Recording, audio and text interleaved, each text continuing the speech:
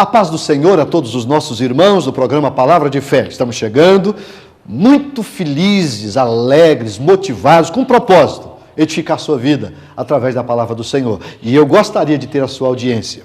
Hoje, no programa Palavra de Fé, eu quero falar o tema interessante, engraçado, mas uma grande mensagem. Feche a porta para Tobias. Se você puder ouvir essa mensagem, Deus vai te ensinar alguns princípios que são fundamentais para a sua vitória. Fique conosco, Deus vai abençoar a sua vida.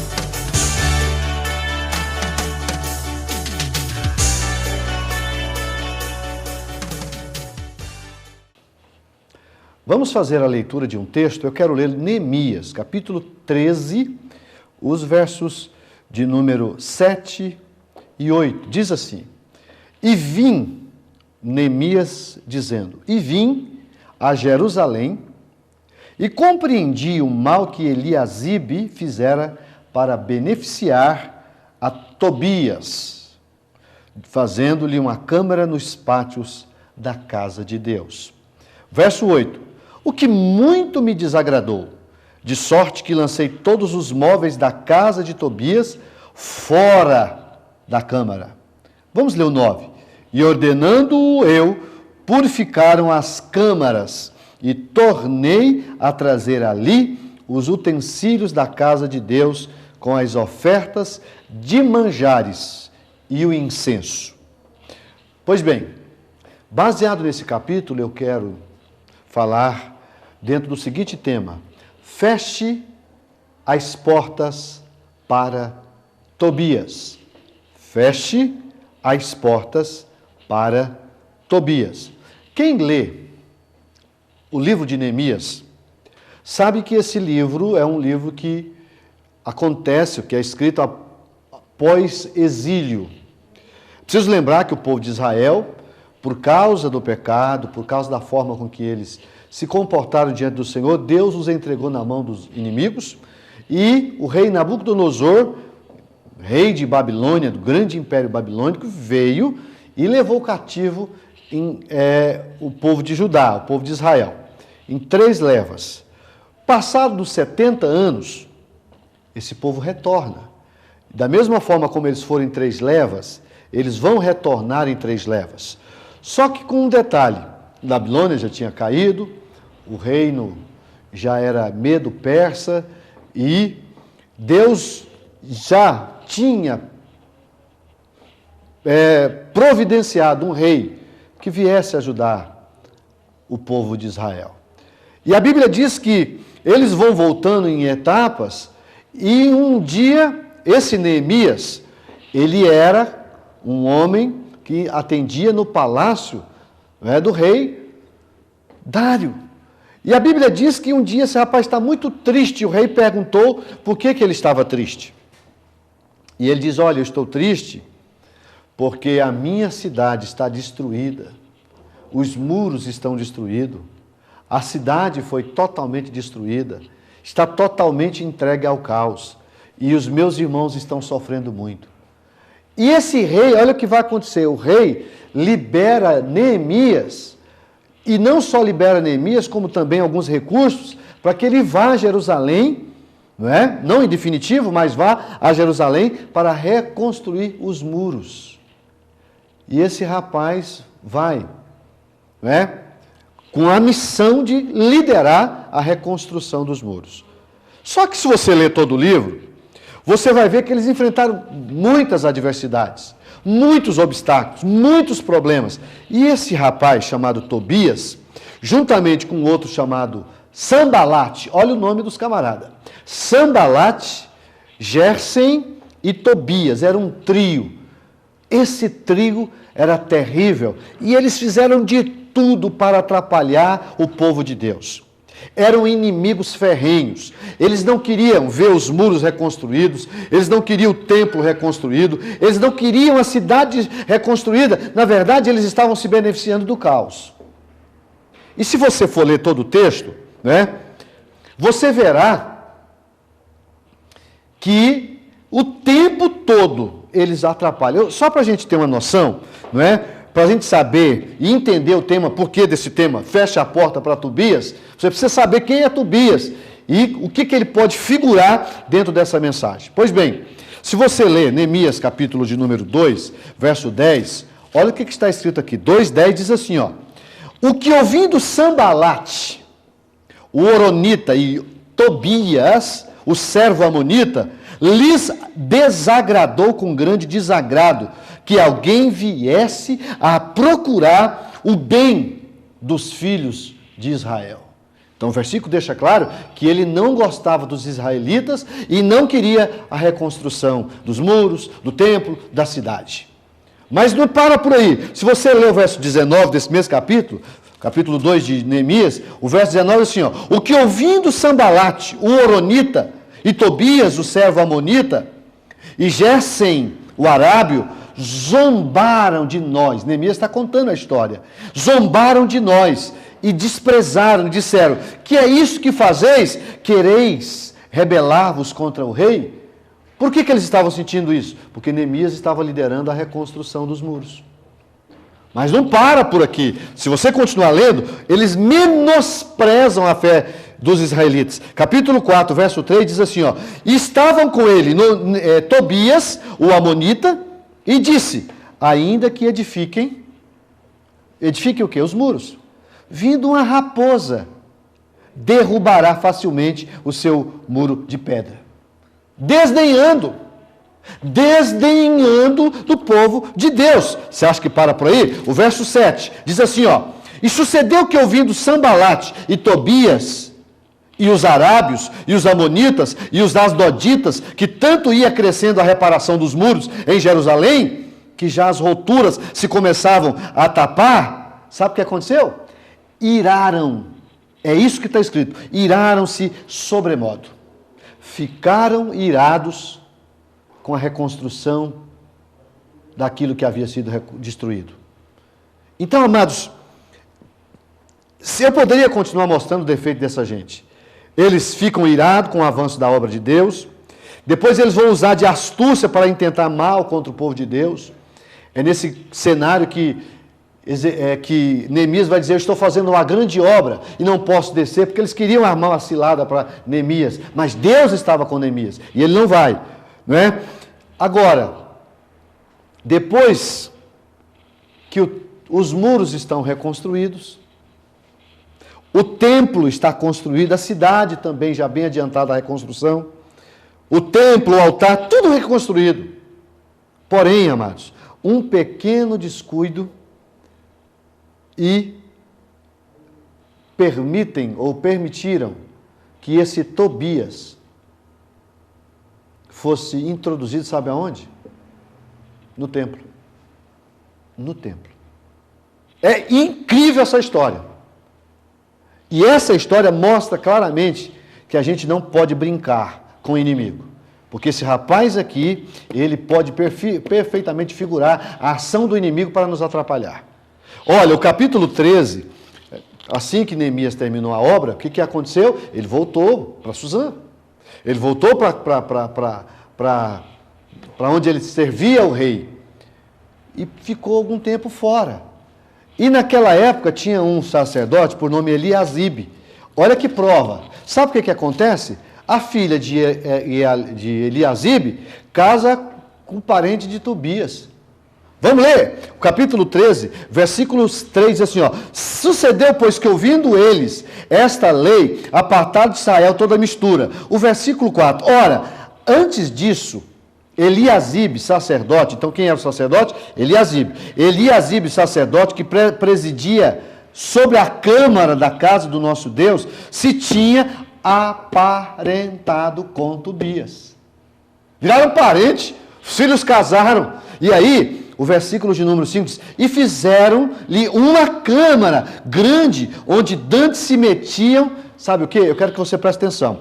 As ofertas de manjares, o incenso, os utensílios, os dízimos do grão, do mosto e do azeite, que se ordenavam para os levitas e cantores e porteiros, como também a oferta alçada para os sacerdotes.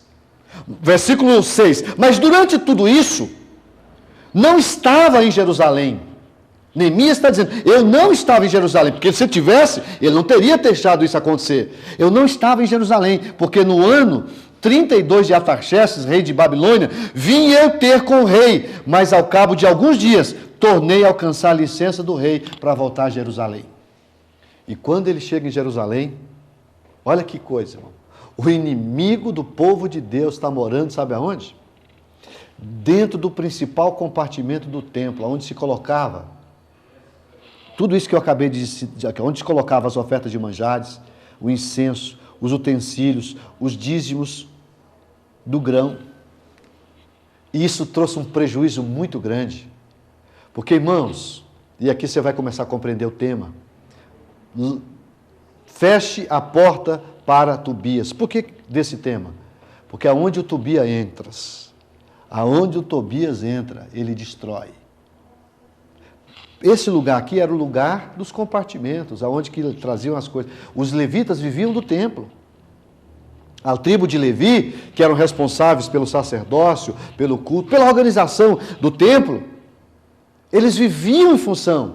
Só que olha o que está escrito no versículo 10. Também, Neemias citando, também entendi que o quinhão dos levitas se lhes não dava, de maneira que os levitas e os cantores que faziam a obra tinham fugido, cada um para a sua terra. Por quê? Porque não tinha comida, não tinha cuidado, deixaram de cuidar da igreja, deixaram de cuidar do templo, e eles tiveram que ir trabalhar, porque senão morriam de fome.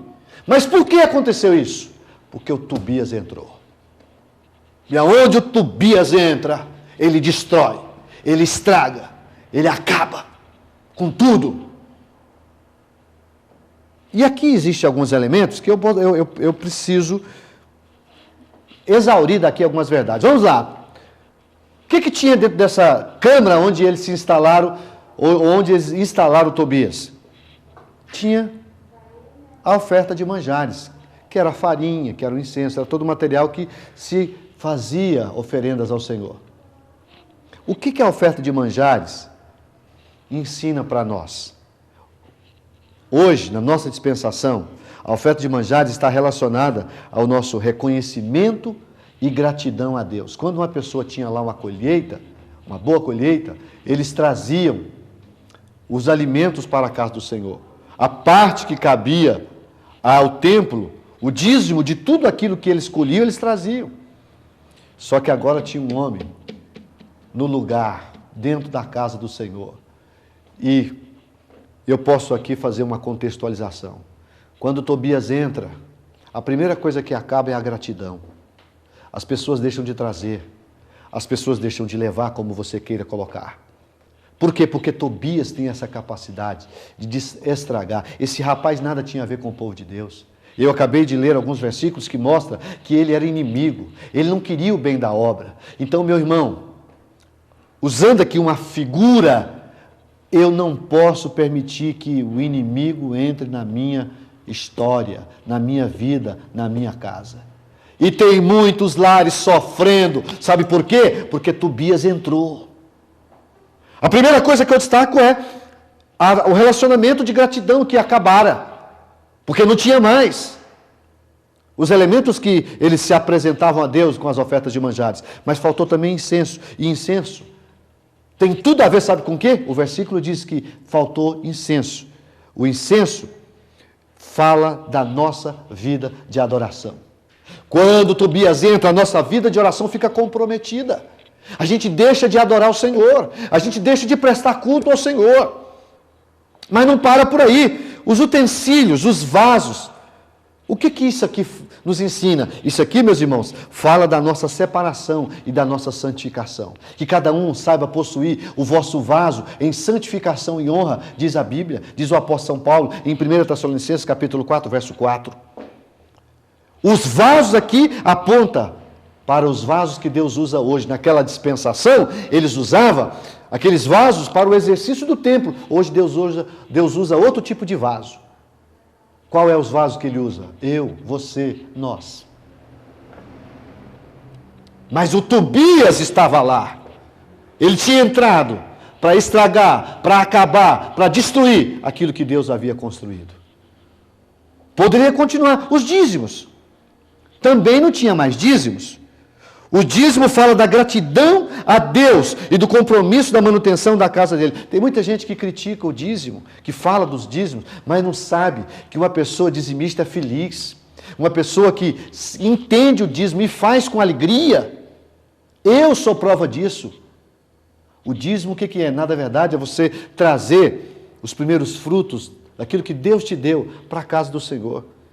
Isso deixou de existir, por quê? Porque o Tobias entrara na vida do povo de Deus, e quando o Tobias entra, ele destrói. Nada contra o nome Tobias, viu, querido? Se alguém chamado Tobias está me ouvindo, por favor, não se ofenda. É o personagem aqui, Tobias, que nós estamos tratando. Se você chama Tobias, sem problema, mas eu sei que você não é igual a esse aqui. Mas esse aqui era peste. Esse aqui era problema. Tanto é problema que quando Neemias chega e vê aquele rapaz dentro do templo, conhecendo o histórico dele, veja o que ele vai fazer. O versículo 7. E vinha a Jerusalém e compreendia o mal que Eliasibe fizera para beneficiar a Tobias, fazendo-lhe uma câmara nos pátios da casa de Deus. O homem foi morar dentro da casa de Deus. Mas o irmão Neemias chegou. Que coisa linda, eu gosto desse texto. O irmão Neemias chega e imediatamente, sabe o que ele faz? O versículo 8. E o que muito me desagradou, de sorte que lancei todos os móveis da casa de Tobias fora da câmara do Senhor. Chegou para fazer uma limpeza. Pegou toda aquela mobília de Tobias e os pertences dele e jogou para fora. Expulsou de dentro da casa do Senhor. Vamos contextualizar isso. Está na hora de você expulsar tudo aquilo que está dentro da sua casa, que você sabe que não agrada a Deus. Você sabe o que tem te atrapalhado. Há tantas coisas que entram na nossa casa, mas não foi Deus quem impôs, não. Entrou.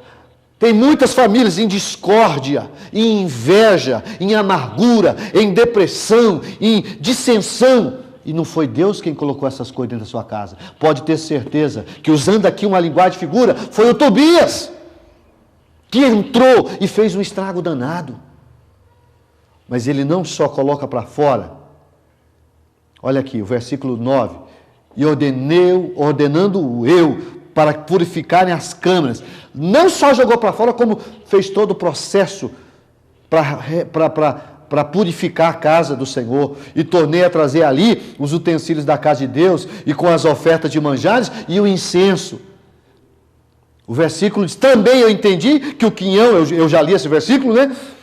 O quinhão dos levitas, ele lhes não dava, de maneira que os levitas e os cantores que faziam a obra tinham fugido, cada um para a sua terra. Então, entendi, ou melhor, contendi com os magistrados e disse, por que se desamparou a casa de Deus?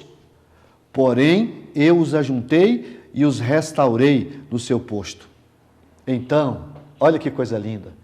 Todo Judá trouxe os dízimos do grão, do mosto, do azeite aos celeiros. Mosto aqui é símbolo de alegria. É como se eu estivesse dizendo, voltou a gratidão, voltou a adoração, voltou a santificação, voltou o quê? A manutenção da casa do Senhor. Meus amados, como é que está a sua vida? Eu quero que você pare para refletir comigo. Como está a sua vida? Tens ganhado? Tens perdido? Como é que tem sido a sua casa? Sua casa é um pedacinho do céu? Ou, ao contrário disso, um pedacinho do... Eu vejo algumas pessoas dizendo isso, a minha casa mais se assemelha ao inferno. Eu não tenho paz dentro da minha casa. Será que não está na hora de você fazer uma purificação dentro da sua casa? Não é expulsar as pessoas que fazem parte da sua família. Não é isso. É você tirar aquilo que você sabe que está te atrapalhando. Quanta coisa ruim tem acontecido dentro dos lares. Tem tempo para tudo, mas não tem tempo para Deus. Não faz mais culto doméstico. Não tem momento de oração. Não tem gratidão na hora de se alimentar. Todas essas coisas são importantes. E se as pessoas deixarem de fazer, elas vão ter problema. Então, a Bíblia mostra claramente que o Neemias, quando volta, ele volta para resolver o problema. O versículo 13 diz, e por tesoureiros pus sobre os celeiros a Selemias, o sacerdote, e a Zadok, o escrivão, e a Pedaías, dentre os levitas, e com eles Anã, filho de Jacu, filho de Matanias, porque se tinha achado fiéis, e se lhes encarregou a eles a distribuição para os seus irmãos. Por isso, Deus meu, lembra de mim, e não risques as beneficências que eu fiz à casa do meu Deus e às suas guardas. Olha que zelo, que preocupação com a casa do Senhor. É revoltante isso aqui. Um homem que perseguiu, um homem que só trouxe prejuízo, um homem que só atrapalhou. Agora, esse homem está dentro da casa do Senhor. Mas Neemias está chegando. E ele chega para resolver o problema. Assim como o Espírito Santo também quer ajudar você a resolver o problema da sua casa. Dá faça uma reflexão. Reflita sobre a sua vida. Observe como é que está a sua conduta dentro da sua casa, como é que está o seu casamento, como é que está o seu relacionamento com a esposa, com o marido, com os filhos, com os seus parentes. O Espírito Santo quer te ajudar, mas é preciso jogar para fora e fechar a porta para que o inimigo não entre. Irmãos, o inimigo ele é sagaz. Ele entra sem pedir licença. Jesus não. Jesus só entra se você abrir a porta. Eis que estou à porta e bato. Se alguém ouvir a minha voz e abrir a porta, então entrarei, cearei com ele e ele comigo. Mas o diabo? O diabo, se você não vigiar, ele entra, ele estraga a sua vida, ele estraga o seu casamento, ele estraga tudo aquilo de bom que Deus te deu. Então vamos orar, vamos pedir a Deus para nos ajudar a vencer todo problema com relação a Tobias. Lance fora Tobias ou feche a porta para Tobias.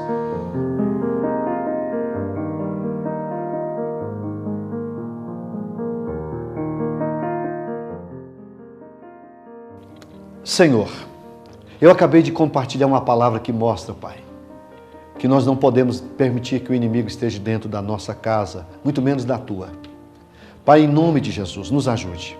Que o Teu Espírito Santo nos dê sabedoria, nos dê entendimento, nos dê graça, para que nós possamos jogar para fora tudo aquilo que não é Teu, aquilo que não foi o Senhor quem colocou. Que nós saibamos, meu Deus, fazer uma avaliação, uma leitura de tudo que está acontecendo conosco e que o Teu Espírito Santo nos ajude a fazer com que o nosso lar, a nossa casa e, acima de tudo, a Tua casa, o Teu templo, seja lugar onde as pessoas se sintam bem, onde há fartura, onde o Senhor consegue dar a bênção e estender a bênção a todas as pessoas. Faz, Pai, com que o Teu nome seja glorificado, em nome de Jesus.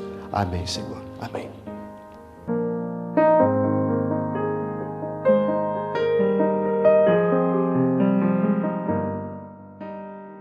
Estamos terminando mais um programa Palavra de Fé.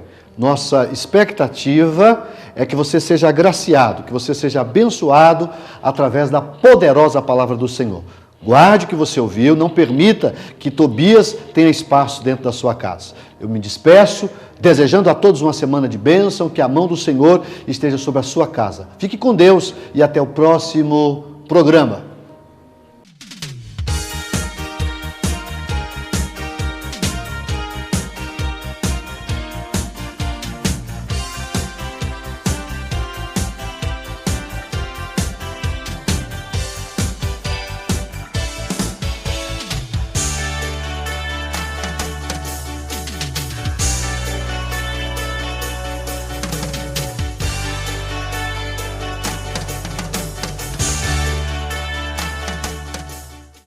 Programa Palavra de Fé, um oferecimento Melani Produções, fotos, filmagens e álbuns de luxo.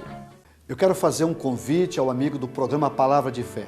Eu quero te convidar para um culto da Igreja Assembleia de Deus. Toda quarta, toda sexta e aos domingos nós temos cultos nas nossas congregações. Nós temos mais de 50 igrejas espalhadas por toda a cidade de Franca. Na sede, na rua General Osório, no bairro Estação, número 555, nós estamos lá às terças, às quintas e aos domingos. Você será muito bem recebido em uma das nossas igrejas. Venha fazer-nos uma visita.